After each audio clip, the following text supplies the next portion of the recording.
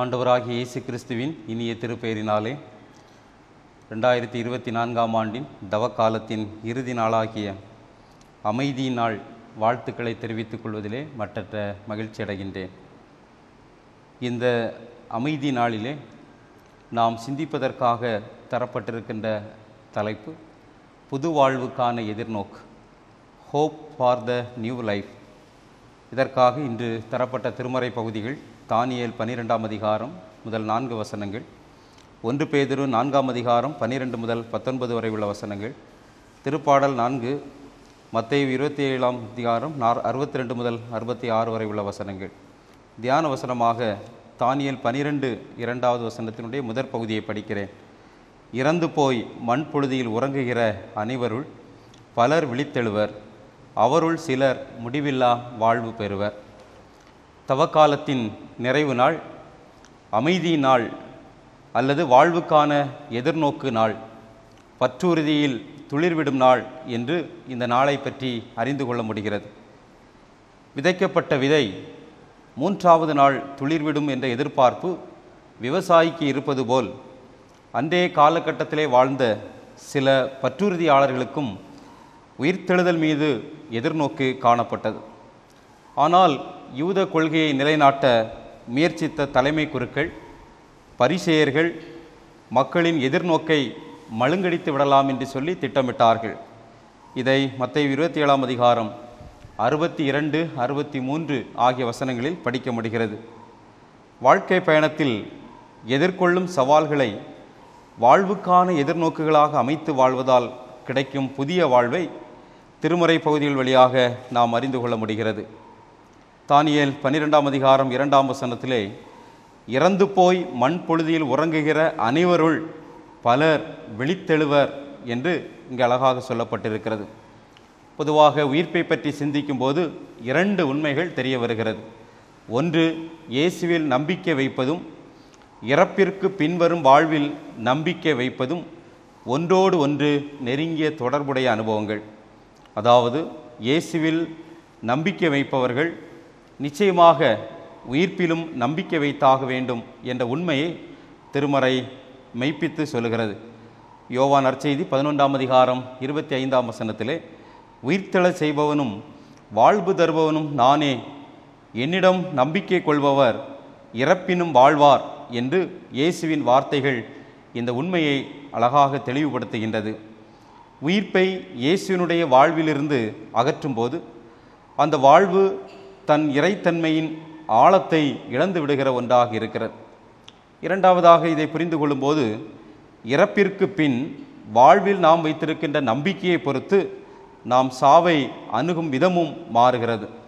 அதாவது இறப்பிற்கு பின் வாழ்வு உண்டு என்று நம்பிக்கையோடு தங்களது வாழ்க்கையை அமைத்து கொண்டவர்கள் சாவை கொண்டு பயப்படுவதில்லை.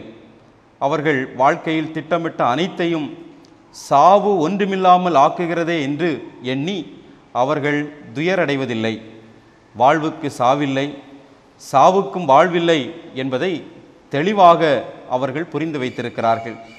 ஆனால் சாவுக்கு பின் வரும் வாழ்வை நம்பாதவர்கள் வாழ்க்கையின் இறுதியில் கவலைக்கும் மன துயரத்திற்கும் ஆளாகின்றார்கள். வாழ்வினுடைய வெறுமையும் அர்த்தமற்ற தன்மையும் அவர்களை ஆட்டி படைக்கின்ற ஒன்றாக இருக்கிறது. கிறிஸ்தவ நம்பிக்கை, உயிர்த்தெழுதல், நிலைவாழ்வு என்ற நம்பிக்கை உண்டு. எனவே அந்த நம்பிக்கையில் சாகும் நாள் பிரிவுகள் நிகழும் நாள் மட்டுமல்ல, அந்த நாள் உறவுகள் மலரும் நாள். மாலையிலே மறைகின்ற சூரியனும் அப்படித்தான். அது நம் கண்களை விட்டு மறைந்தாலும் எங்கோ ஒரு இடத்தில் எப்போதும் விடியலை கொடுத்து கொண்டே இருக்கும்.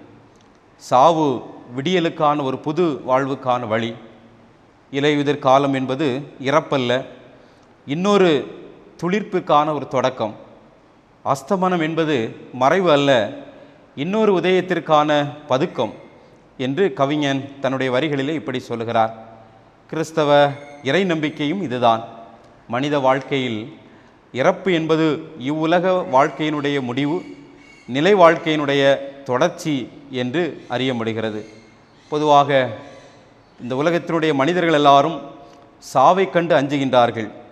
இதற்கான முக்கியமான காரணம் சாவை பற்றிய பயம். இத்தகைய பயத்தை நீக்குவதற்கான வல்லமை இயேசு கிறிஸ்துவிலே நாம் கொள்ளுகின்ற நம்பிக்கைக்கு மட்டும்தான் உண்டு. எனவேதான் ஆண்டவர் இயேசு சொல்லும்போது, என் வார்த்தைகளை கடைபிடிப்போர் என்றுமே சாக மாட்டார் என்றார்.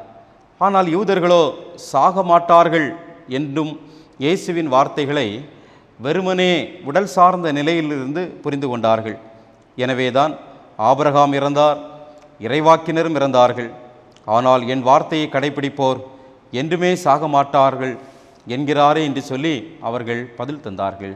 நம்முடைய விசுவாச பற்றுறுதியிலே அறிக்கையிலே நாம் சொல்லுகிறபடி, நம்பிக்கையோடு வாழ்கிறேன், நிலைவாழ்வை நம்புகிறேன் என்று நாம் நம்முடைய விசுவாச அறிக்கையை நாம் சொல்லுகின்றோம். சாவுக்கு பின் வாழ்வோம், என்னிடம் நம்பிக்கை கொண்டாலும் இறப்பினும் வாழ்வர் என்று சொல்லும்போது நாம் இந்த நம்பிக்கையிலே நாம் எல்லாம் எதிர்நோக்கி கொண்டிருக்கின்றோம். உலக புகழ்பெற்ற அறிஞர் ஞானி நியூட்டன் என்பவரிடம் ஒருவர் சென்று, இறந்தவர்கள் உயிர்த்தெழுவார்களா என்று நீங்கள் நம்புகிறீர்களா என்று கேட்டார். ஆம், உறுதியாக என்று நியூட்டன் அவர்கள் பதில் சொன்னார். அப்பொழுது அது எப்படி முடியும்? மனிதன் இறந்ததும் அவனை புதைக்கிறோம், உறுப்புகள் சிதைய உடல் மண்ணோடு மண்ணாக கலந்து விடுகிறது, அவற்றால் எப்படி ஒன்று சேர முடியும்? எப்படி அவற்றால் மீண்டும் பழைய நிலையை, பழைய உடலை பெற முடியும் என்றார்கள். உடனே நியூட்டன் அருகில் இருந்த இரும்பு தூளை கொஞ்சம் எடுத்து மண்ணோடு கலந்து, இந்த இரும்பு தூளை உங்களால் பிரிக்க முடியுமா என்று கேட்டார். அந்த கேட்டவர் சொன்னார், தன்னால் முடியாது என்று பதில் சொன்னார். நியூட்டன் ஒரு காந்த துண்டை எடுத்து மணலுக்கு மேலே பிடித்தார். மணலில் சிதறி கலந்து கிடந்த எல்லா இரும்பு தூண்களும் காந்தத்தில் மேலெழுந்து ஒட்டி கொண்டது. அதை பார்த்து கொண்டிருந்த இளைஞனிடம் நியூட்டன் சொன்னார், இந்த சாதாரணமான காந்த துண்டுக்கே இவ்வளவு சக்தி இருக்கிறது என்றால் பேராற்றலாக விளங்கும் இறைவனுக்கு எவ்வளவு சக்தி இருக்கும்? அவர் தனது வல்லமையினால் எல்லா உறுப்புகளையும் ஒன்று சேர்ப்பார், நாமும் மீண்டும் உயிர் பெற்று வாழ்வோம். எனவே நம்பிக்கை என்பது அறிவுக்கு எதிரானதோ முரணானதோ அல்ல, அறிவுக்கு அப்பாலானதும் அல்ல, அறிவினுடைய முதிர்ச்சிதான் என்று தெளிவாக சொன்னார். எனவே நம்மை பொறுத்தவரையில் இயேசு சாவின் கொடுக்கை முறித்து விட்டார். சாவு வீழ்ந்தது, வெற்றி கிடைத்தது. எனவே பவுலார் 1 கொரிந்தியர் 15:55 சொல்கிறது போல, சாவே உன் வெற்றி எங்கே, சாவே உன் கொடுக்கை எங்கே என்ற பவுலின் வார்த்தைகள் ஆழமானவைகள், அர்த்தமானவைகள். கிறிஸ்துவின் உயிர்ப்பிலே திருத்தூதுவர்கள் வைத்துள்ள நம்பிக்கை, பற்றுறுதியாளர்கள் வைத்திருக்கின்ற நம்பிக்கை, இவைகளெல்லாம் வியப்புக்குரியவைகள்.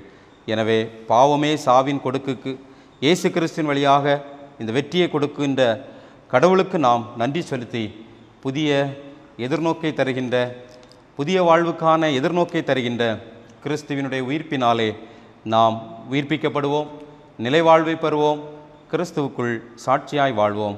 கடவுள் இந்த அமைதி நாளிலே கிறிஸ்து தருகின்ற ஆறுதலினாலும் அமைதியினாலும் நம்மை நிரப்புவாராக. ஆமென்.